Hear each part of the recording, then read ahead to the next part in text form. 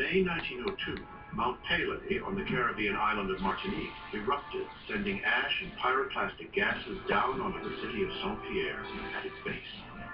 29,000 people died in minutes.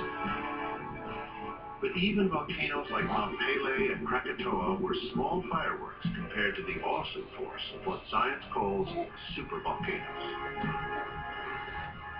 We know that these monstrous eruptions have occurred in places as far apart as what is now Yellowstone National Park, most recently nearly 650,000 years ago, and on the island of Sumatra in today's Indonesia.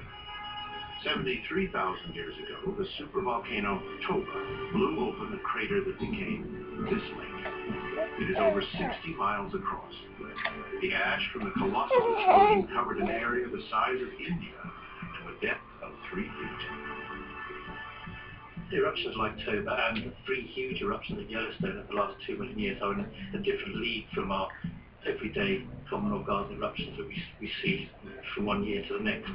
The worst thing about these eruptions is that they pump not necessarily the ash into the atmosphere, but the volcanic gases into the atmosphere that are capable of spreading out around the entire planet. They cool the surface very, very quickly because they reflect solar radiation back into space.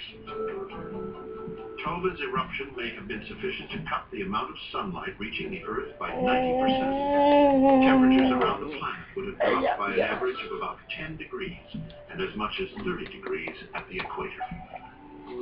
Today, deep below some point on the Earth's surface, a seismic time bomb lays ticking. A cataclysmic eruption is waiting.